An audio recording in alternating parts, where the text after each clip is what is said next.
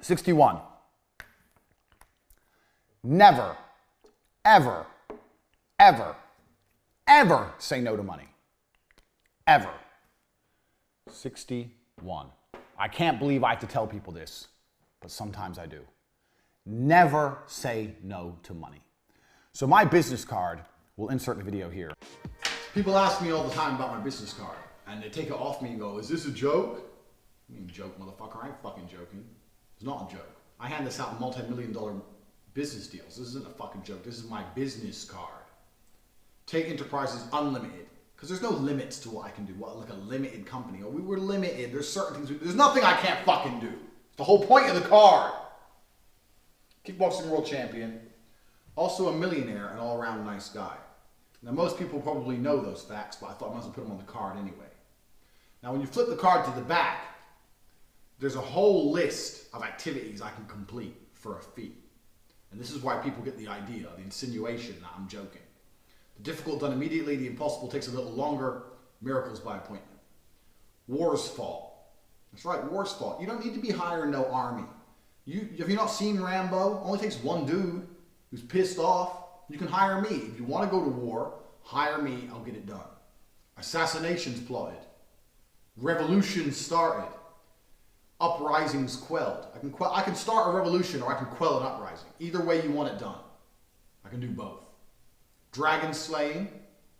Dragon comes along, called Big Daddy Tate. Jet charter. Ventriloquist. Sexual athlete. The list goes on and on. But the basis behind this card, the reason this card is important and it isn't a joke, is what I'm basically saying is, if you're prepared to pay me, I'm prepared to get it done. That's my basic business philosophy.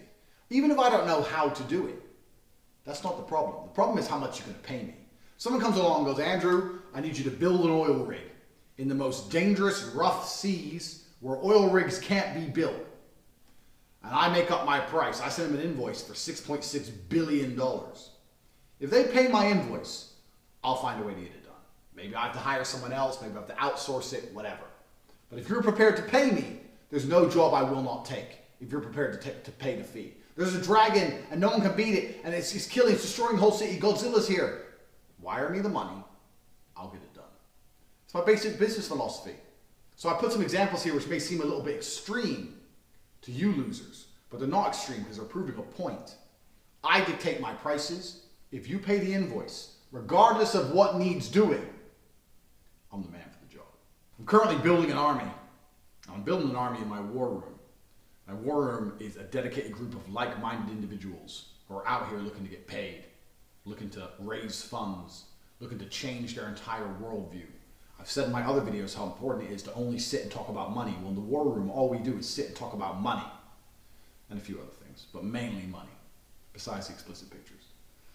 But war room will be soon added to my new business cards which are coming.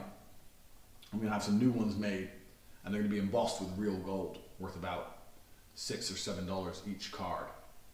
Give them out to girls in the club, throw my money away, you know how it is.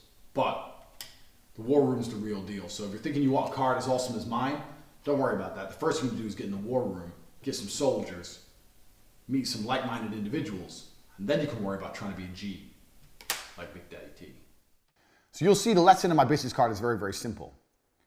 My business card is basically, I'll do anything if you pay me. You want me to tame crocodiles? You want me to overthrow a government? You want me to fucking lead a rebellion in a nation? You want me to become a pirate? I don't give a fuck. How much are you paying me? 2.2 bill? Okay, here's the bank details. You send me billions of dollars, I'll get it done. I don't care if I have to outsource it to someone else. I don't care if I have to fucking, I don't know what I'll do. If you want a rocket on the moon and you're gonna pay me billions of dollars, I will find a way to put a rocket on the moon. Pay me my price. My price may be too much. I may be overpriced, but if you decide to pay me and I have to go speak to Elon afterwards at some billionaire's party and say, bro, I need a rocket on the moon. Here's $5 bill. But you paid me $6 bill. I'll get it done. And this is the point. Never say no to money. I see companies all the time saying no to money. You don't realize even you say no to money. Oh, we don't take Bitcoin. Why? Oh, we don't like it. It's still money. It's still some money. You may not like it. You may prefer other forms of currency, but it's still money. There's someone out there who wants to pay in Bitcoin. You need to create a golden bridge for people to pay you money. It has to be very, very easy to give you money. So if you want to buy any of my services, you can buy in any currency in the world. You can buy in Bitcoin. If you don't want to buy through the website, you can send me a direct bank transfer. If you want to come meet me in person and give me cash, I've done this for War Room members. Hey, I'm in Romania next week. Can I give you cash? No problem. We'll meet up and have a coffee. I will take your money any way you want to send it. If you want to give me Iraqi dinars, fine. Let me check the exchange rate. Bang, yeah. 18 million Iraqi dinars, please. If you want to give me Iraqi dinars, you want to give me gold bars. If you want to give me fucking laundry detergent, I don't give a fuck. If you have 2 trucks of laundry detergent worth $5,000 and you want to use that as payment, I'll take it. I may try and say, don't you have cash? No, I don't have cash. You got Bitcoin? No, I ain't got Bitcoin. All I have is this detergent. Cool, bro, I'll take it. I will take your money. Never say no to money. Any way people want to give it to you, take it. Any way it's easiest for them, take it. This comes down to the whole legality thing. Remember what I said earlier, get rich before you get legal? This is important. I know loads of guys who are like, oh, we can't take cash because it's against the rules. We can't take Bitcoin because the Federal Reserve and the tax. You're not rich yet, bro. You're not a multimillionaire. You need to take everything you can fucking get. Worry about that bullshit later. Fuck the rules. Dude wants to give you laundry detergent and a gold bar and fucking a pile of South Korean won. Who gives a shit? He's paying. Take it. Take the money. Always take the money any way they're prepared to pay. Any way they're prepared to pay. Such a fucking mistake people make. Make it very, very easy for people to pay you because people can have loads and loads of unique ways of paying. So this happens a lot in Romania. So in Romania, when a company sponsors another company, they usually do it with stock. So let's look at my good friend Sebastian. Whoever knows me knows my good friend is Sebastian. He owns RXF. RXF is a cage fighting organization. So here's our cage. On the cage, you have the sponsors, which get to be all over TV. But the sponsors don't give him cash, they give him product. So one of the sponsors sells roofing things. But they don't want to give Sebastian cash because this is Romania, and it's just Romania works in a different way. So he goes, I don't want to give you cash, I'll give you roof tiles. So he's paying for his sponsorship in roof tiles. Sebastian goes, okay, cool, I'll take your roof tiles. Sebastian takes roof tiles. Then he has another boy he has who goes out and sells the roof tiles, or he makes some phone calls about a bunch of roof tiles. Who wants roof tiles? Old school for Moosin. But effectively, Sebastian doesn't go, no, I want money. Because then the sponsor will go, well, I don't want to give you money. I've got a bunch of roof tiles I want to get rid of. And then he'll lose a sponsor. Sebastian makes it very, very easy to do business with him. If you'll pay me in roof tiles, lumber, fucking anything you want to give me, no problem. Just give it to me. And all you need from there is 1 or 2 other connects to shift the stuff. Because roof tiles are money. Because roof tiles are worth money. He gets $5,000 worth of roof tiles. He calls a guy. Hey, I got $5,000 worth of roof tiles. Take them for $4.5 grand. Come pick them up right now. Bang, you may lose $500. Bang, bang, bang, bang. Transaction done. Doesn't lose a sponsor. Make it very, very easy for people to pay you and never, never, never say no to money. Ever. 62. This is some basic shit you should already know. You need to diversify to become anti-fragile against attacks. And when I say this, I'm talking particularly about big tech. And also the way you accept money. So the reason I put these in the order I have is because they all lead into each other. So if you're like Sebastian, you're anti-fragile. You're very anti-fragile because the way he takes money makes him very, very hard to stop. So let's say the IRS or the tax services were to come along and freeze Sebastian's bank account. He'll still run his shows because he can just take roof tiles and lumber and alcohol. He doesn't give a fuck. He runs the show, and by the end of it, he's sitting on fucking 400 bottles of vodka, enough roof tiles and lumber to build 3 medium-sized homes. He's fine. Because this is how Romanians are. They're wheeler dealers. They're hustlers. This is the hustlers' university. It's about hustling. You want to give me a whole bunch of wood and some bottles of fucking wine? Cool. Give me it. Sebastian's anti-fragile now. You can block his bank. Doesn't make a difference. Can't stop that man. He's running the shows. He's getting wood. Doesn't give a fuck. Be anti-fragile. So the more ways you take money, the more anti-fragile you are, because a bank may freeze your account, or you might lose a particular merchant account. So you need to have lots of different merchant accounts, Bitcoin, lots of different ways to take money. You need lots of different banks. But also you need to be anti-fragile in the places you advertise. You need to be on all the platforms, even the ones that aren't so successful, because the successful ones will get banned. I am on Twitter, Facebook, YouTube with 2 channels, Telegram. You've got to be everywhere, all the time. Not even if it's just to reach new people, even if it's to reach the same people different ways, because shit gets fucking destroyed. You have to be anti-fragile. The easiest way to be anti-fragile is to diversify. I talk about this in one of my Tate speech videos, which we're going to reference in here, about you can't go off grid, so you need to be on as many grids as possible. Interesting question. If you guys want to ask me a question, you can email me. Email address is at the bottom. Or hit me up on my Instagram at Cobra Tate if you really have an important question. I'll answer it. I've got a question saying, what should you do when you make money? What's one of the first things you should do when you make money? And this is actually interesting because it's actually something I recommend you guys do now, whether you have a lot of money or not. But we live in a world now of globalization, and it's nearly impossible to be off grid. It's impossible to be beyond the sphere of government control if you want to live a life worth living. You're going to need a bank account. Crypto helps a lot, but you're still going to need a bank account. You're going to need a passport. You're going to need a driver's license. You're going to need all of these things. The idea of living off grid is if you want a very simplistic life. If you want a modern life, living off grid is going to be impossible. For a long time, I pondered what's the best way to live off grid? What's the best way to avoid a single government having influence over me? Because one of the main reasons I don't care about politics is because I don't consider myself having a leader. I'm in Romania now. I don't know who the leader is. And if a leader came who I really dislike, I can move.